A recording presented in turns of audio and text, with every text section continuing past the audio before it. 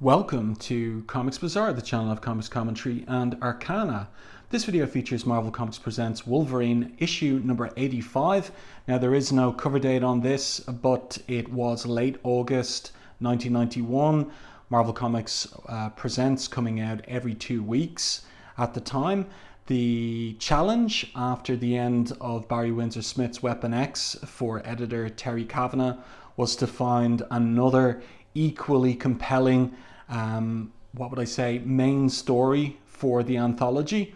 And because, of course, the sales had shot up with the focus on Wolverine, he would have been prioritizing another Wolverine main story, and that's what we get here with issue 85, and a very striking cover by Sam Kieth, focused on, well, it'll turn out when we get to the inside story, a completely naked Wolverine here perched on a fallen tree trunk with these mushrooms, these toadstool mushrooms underneath, and then of course his distinctive and interesting signature there for the pencils and inks on this cover.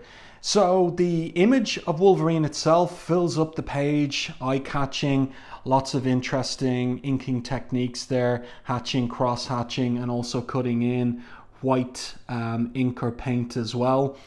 So lots and lots of detail. But there is a feature of this cover that stands out. Can you see what it is? What on earth is this lighting here on Wolverine's forehead and on his nose? I wonder, did the colorist think that this was some kind of war paint? Or is it just lighting that has gone wrong? Because it just looks really, really weird. And that's the kind of thing, as editor, I would have wanted corrected before this thing went to print. In any case, let's open this one up to the credits page. You can see over here, the Wolverine story is part 1 of 8, and the storyline is entitled Blood Hungry. And this particular chapter, First Scent. So that gives us a sense that there's going to be a hunting theme across this story.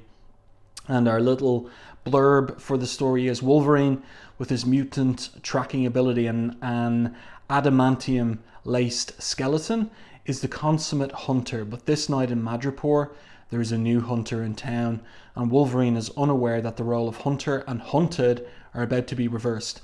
Okay, so who's behind this story? Well, writer Peter David, and Peter David had already some experience of writing Wolverine on Wolverine's solo title after Chris Claremont left with issue 10. And who rounds out the creative team? Well, Sam Kieth is not just the cover artist, he's also the artist of the interior story, and he is doing pencils and inks. Clem Robbins is the letterer, and the colorist is longtime X-Men colorist Glynis Oliver. So here's our first page, and you can see already that the style of art here, the layouts, it's very particular to Sam Kieth. This is not what you would expect ordinarily from a Marvel comic, and it is much more like what you would expect from a comic that Sam Kieth had worked on over at DC, the Vertigo imprint specifically, that is Neil Gaiman's Sandman. But here we are, we're in the Marvel Universe, and it opens on the sea in this yacht, and there's a game of cards going on below decks. We should be getting into Madripoor in just another few hours, amigo, says the man in shadow with the broad-brimmed hat and trench coat and gloves. He continues and says, "Not too soon for you, eh?" And the other man says, not with the way I've been winning, eh, amigo?" And the man in shadow replies, "Indeed, Ortez, you've been very lucky tonight." "Skill, amigo, skill," replies the other card player. And you can see a stack of coins there, or maybe chips, actually. So the game of poker continues. Ortez calls this shadowy figure's hand, so he puts it down on the table, full house, kings over queens, and the man replies smiling, "4 aces, amigo, I win again." And at this point, our figure in silhouette takes his hand out of the glove, and you can see there's a gauntlet apparently on it of metal.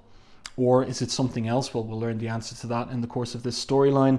And he yanks the guy across the table, and what falls out of his shirt sleeve, except for a crumpled card. And he's there laughing, no hard feelings. And the figure in silhouette there starts to choke him, none at all, as the camera pans in closer on his teeth. None at all, amigo. So he's killed him. So let's see, how many panels do we have on this page? Well, we've got the open border panel of the yacht on the sea. So we've got 1, 2, 3, 4, 5, 6, 7, 8, 9, 10, 11, 12, 13, 14. 14 panels on the page. So my kind of conjecture is that Peter David probably handed Sam Kieth a plot, and so they were collaborating Marvel style, and so this is Sam Kieth laying out the plot in the fashion that he prefers, with all of these small panels here. But it works. The story flows very well, and it's intriguing in terms of who is this figure in shadow. We want to know more about him. But it's a Wolverine story, so the scene switches to Madripoor. And again, another interestingly laid out page. We begin, and like it follows on, it's almost like an Alan Moore transition. We move from the teeth of this figure in shadow to the teeth of a wolf. And there it is licking its chops in the second panel. And then we're into the familiar first person narration of Logan, aka Wolverine. The wolf's downwind of his prey, just as I'm downwind of mine. So we see what's going on here in this particular panel, where Wolverine is behind the wolf and the wolf is tracking this deer that is lapping water from the pool. Both of us silent, thinks Wolverine to himself. Both of us quick, both of us merciless. So the wolf is down on top of the deer, and Wolverine comes up behind him, and the wolf swings around. Felt me tap you just then, huh? Asks Logan. Don't worry, old fella. You see, I'm Wolverine, and I'm not interested in your meal. I just wanted to touch you without you realizing I was near. You hunt in your way, I hunt in mine. You're an old one, aren't you? Driven from the pack. Have to prey on small deer, 'cause you're not so fast. Teeth aren't so good. I'm an old one too. Miles just don't show on me. Now, this is coming at the point that Claremont is about to leave Marvel. He's already quit by this point, and he had been working on a Wolverine story whereby Wolverine was weakening and ultimately was going to be killed and resurrected as the Hand's master assassin. But all of that seems to be that all goes out the window once Claremont leaves, and Wolverine is back to his full health and vigor. But this is a nice little contrast and comparison that Peter David is building into the story between the actual wolf and Wolverine, named for a lupine-like beast, ferocious little beast. So intriguing stuff. And of course we've got the theme of hunting. In Glynis Oliver's palette, we've got the nighttime colors here, the blues, the greens, really well done. Turn the page. Wolverine pops his claws to counter the wolf's fangs. Let's make it easy on you. So what does he do there? He scoops some flesh from the deer and throws it over to the wolf, which looks much more like a dog now. Kind of has its wild nature has been tamed by Wolverine's offer. See, my carving's easier than your having to start tearing it off. He stares at me for a few moments. Then he brings a piece over to me and puts it at my feet. I'm not especially hungry, but far be it from me to offend my host. So this is really bestial stuff in terms of Wolverine just chomping down on the uncooked deer carcass. Now, I've seen him before. In particular, I'm thinking of Mark Silvestri and Larry Hama's Wolverine number 34, which was set in the Yukon in northern Canada, where Wolverine was hunting salmon in that particular story and eating them raw. And you can eat salmon raw, but a deer meat raw, that's a bit too rich for me, for my blood. But really nice scene here, well done. I like the transformation of the wolf into a much more tamer looking creature, except there when he's gnawing on that particular bone. So they sleep there together, and Wolverine wakes in the middle of the night sniffing something. Something's wrong, and I don't know what it is. Below me, Madripoor is spread out, a cesspool with style, and somewhere in that cesspool, something suddenly seems wrong. Now, this is a bit big for Madripoor. This looks more like a California, like a Los Angeles cityscape in the nighttime. That might have been what Sam Kieth was thinking of. Madripoor is very specifically constructed to have a low town and a high town, and I'm not seeing any of that here. And the high town is distinctive for its skyscrapers, 21st century cityscape. It's not flat, so something's a little bit off here for me in this, but everything else looks good. Lots and lots of detail here on the cliffside, and the foliage here in Sam Kieth's drawings. And then we get the title of the storyline as a whole, Blood Hungry, and the chapter First Scent with the magenta background there.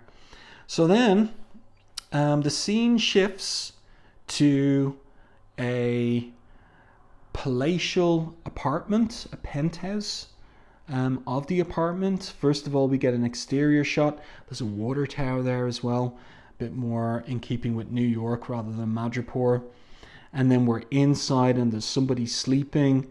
She grabs a knife. We see Wolverine's silhouette outside the sliding glass doors. She throws the knife, he catches it. "Lose this?" he asks with a smirk on his face. And he is in his brown and orange costume, the one designed by John Byrne. This is before Jim Lee would change that with X-Men issue number 4. And who is it? Well, it's Jessan Hoan, aka Tiger. But we can see here a close-up on her face. And of course, Jessan is supposed to be Asian. She was born and brought up in Singapore. And she doesn't really 100% look Asian here in Sam Kieth's drawing. So that would be a criticism of his drawing of her. Whereas you can see in John Buscema's rendering of Jessan and Mark Silvestri's that she looks specifically her ethnicity.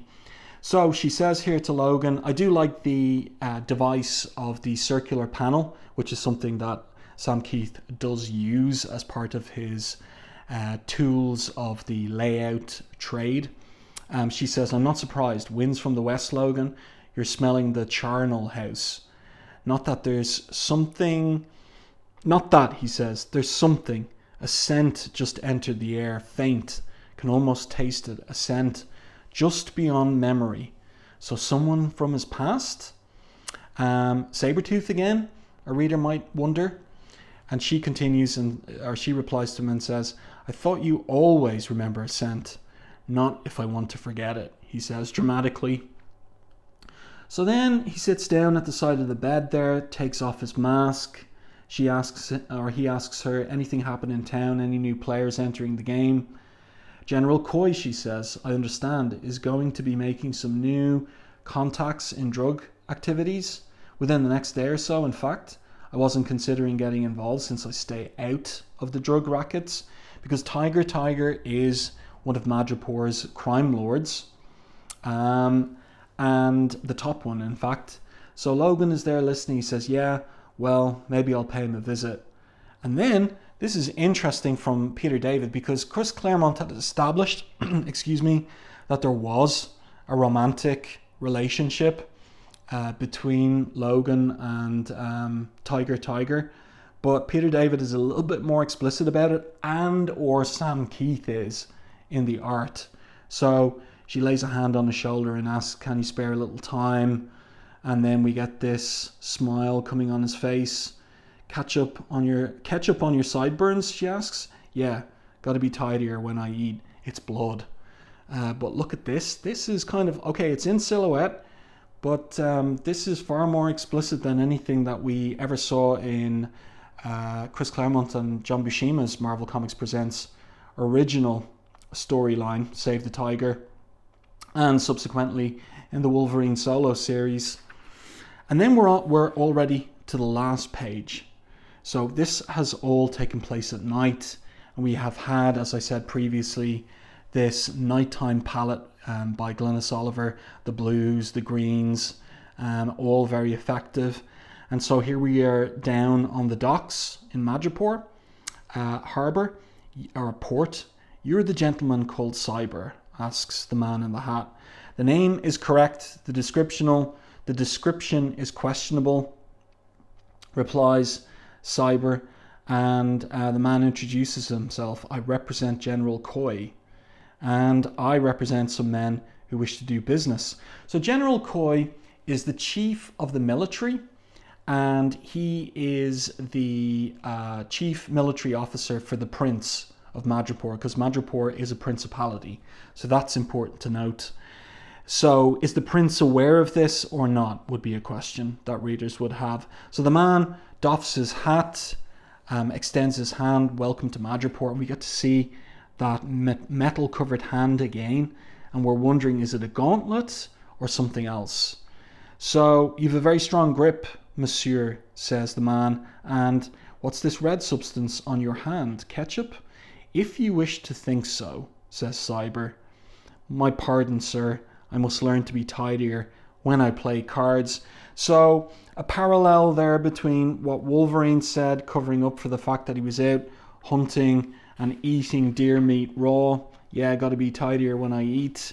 Got to be tidier when I play cards." So a parallel being developed between these two characters, and we have to assume this is going to be a new antagonist for Wolverine and someone from his past. He recognizes the scent but can't identify it. And so this is the first appearance of Cyber, and in a recent video I reviewed Peter David's X Factor issues 79 to 81, which featured Cyber as leader of the Hell's Bells. And at the time I thought that was his first appearance, but this in fact is his first appearance. So Peter David taking this character later on from this storyline and inserting him into X Factor. Well, so this is a pretty nice prologue to the 8-part storyline. Really the strength of this is the Sam Kieth artwork, and it is, as I said at the beginning, not exactly Marvel House style, not at all Marvel House style, and of course that makes it very interesting to look at. Lots and lots of details, lots and lots of rendering, veering towards the cartooning side, but definitely something very visually attractive, and Sam Kieth putting a lot of thought into the layouts as well. Well, I do hope that you enjoyed this review and commentary on Marvel Comics Presents Wolverine, issue number 85. Let me know your thoughts on this one. Did you pick this one up back in the summer of 1991? What are your thoughts on it? What are your thoughts on Sam Kieth as an artist? Let me know them in the comments section. If you enjoyed my review and commentary, please like and share the video. It really does help the channel. And if you haven't done so already, subscribe to the channel and stay tuned for more content like this.